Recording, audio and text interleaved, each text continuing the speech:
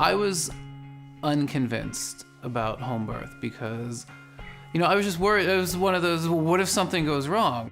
You have to go to the hospital. How are babies born? Ask the doctor, the Jewish New York thing, the doctor, it's like he's elevated to the level of priesthood. It seemed crazy to not consider doing it at home. However, we weren't sure, so we looked at birthing centers. It wasn't just like a knee-jerk, we're gonna do a home birth. And I felt nervous. My mom and my dad were definitely nervous about it. A natural birth would be a birth that's not forced. The woman is able to listen to her body and her intuition. It's also not using medications to dull the senses, but to actually get into what is happening and breathing with it. For some people, they experience the sensations as pain. Some people experience them as intense. And in retrospect, most people who do a birth without medication feel very empowered. I actually went to my OB until I was about, I think like 15 weeks or so.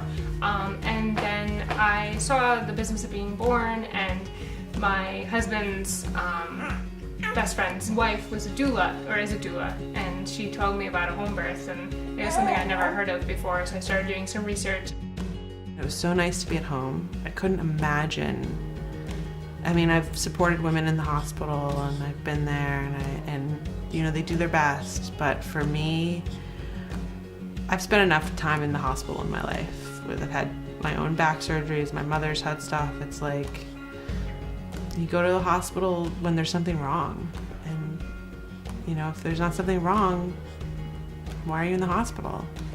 First of all, I just felt like they were full with fear. It was like, I would go in there like so excited to hear the baby's heartbeat, everything, and it just felt like it was like tests, fear, 10 minutes, and it just was awful. I think that a lot of my concern was induced by others. It wasn't what, I'm healthy, I'm active, I eat great, everything. So I'm like, why would I have any problems? Why would I have complications? But other people were the ones that were like, oh, aren't you nervous? You're over in the facility I was at, they were calling me, they said it was a geriatric pregnancy. So I was like, it was crazy. I toured a hospital, and they told me that once I was in a certain stage that I wouldn't be able to leave that hallway, that wing of the hospital. And I said, no way. There's no way I'm gonna be in labor and not be able to go outside. I need to breathe fresh air, just even if it's in a parking lot or something. You gotta let me go outside. And they said, well, you won't be able to. And I couldn't imagine that. Imagine the layers that get put on women by sort of the, mostly male-dominated, health industry, and see that takes it even further away from the natural process. And, it has an effect. I think part of why the hospital seems appealing sometimes is that you can give over to someone else's decision making. And I think in today, a lot of decisions are out of our hands, and I think to some extent it's easier. Well, I think it's important that a woman has a choice. I think some people don't want to feel pain or a sensation that's intense, and that's their choice, and they should have that choice.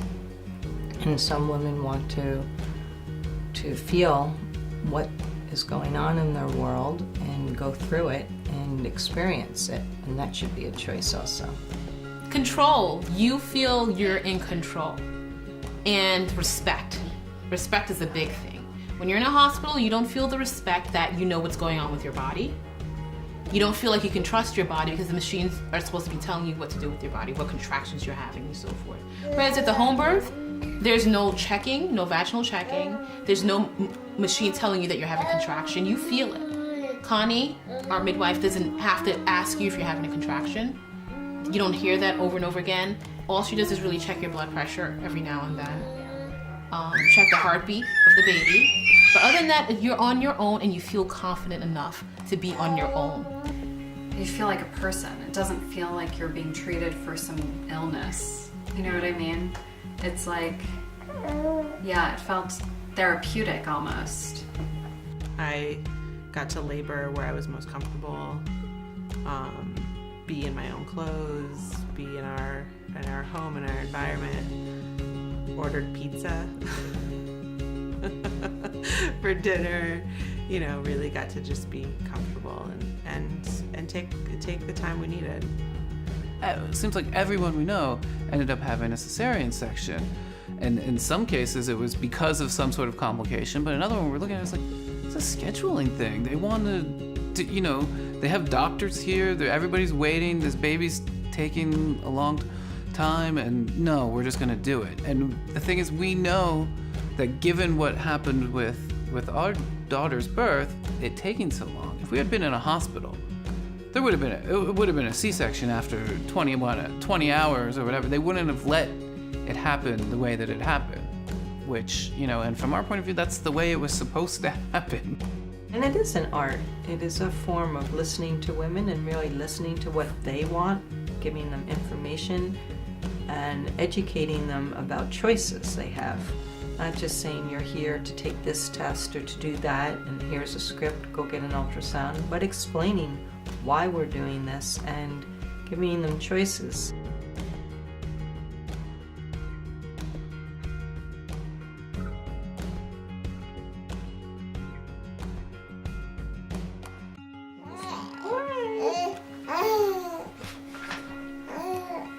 Born at home. Born at home.